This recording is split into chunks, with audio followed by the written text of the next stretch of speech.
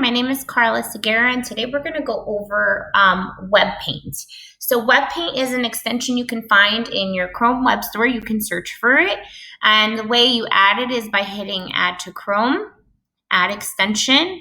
And once you add your extension, it'll populate on top with the rest of your extensions, and you can click on it when you want to use it. You do want to make sure you allow the extension permission to get into your Google account as well. So WebPaint is an extension I like to use because what it does is it actually provides you with a way to draw attention to something on the screen. You can draw. It's almost like getting a paint tool.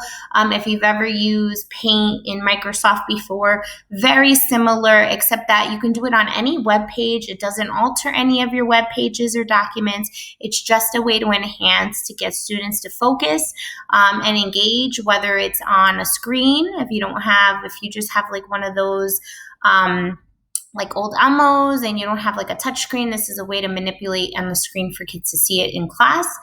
You can also do it during a Google Meet to emphasize certain things. So let's kind of dive in and see what that looks like. So I'm going to open up a Newsela article.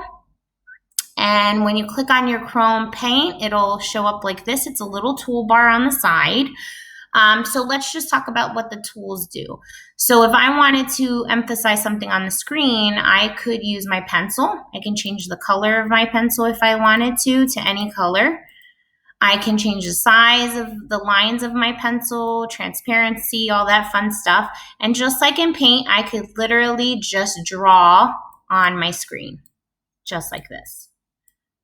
Now, if I wanted to delete something, I can erase, or I could quickly, instead of having to erase everything while you're actually teaching, you can just erase all and clear everything that you've done. And again, this does not affect the article or anything that you're reading. It gives you curved lines, lines that you can kind of manipulate. One of my favorite things, though, is the text. So anywhere that you click on your screen becomes a text box, and I mean anywhere. And you can change the size of your text here. You can change the color. So I'm going to put read this. And again, you can manipulate anything on the screen, and you can also delete as well. Another thing I like to do, I'm going to clear that quickly, is use the paint can. So the first thing I'm going to do is I'm going to actually put a box around, let's say, the title, right? Because I would like the students to focus on the title of this article and maybe have a conversation about what this might be about. But let's say I wanted to get rid of the background so that they're just, again, focusing on the title. I can use the paint can feature and just color the entire screen. And now we can just have this conversation of whatever the title is about. And again, I can clear it once students are ready to see what's on my screen again. So these are just, again, quick features that you can use. So there's other, the other tools like the oval. Again, you can manipulate anything that's on the screen. Just to kind of get students to focus on what they're seeing. And again, this is really helpful when you're just trying to draw the attention on what you're seeing here.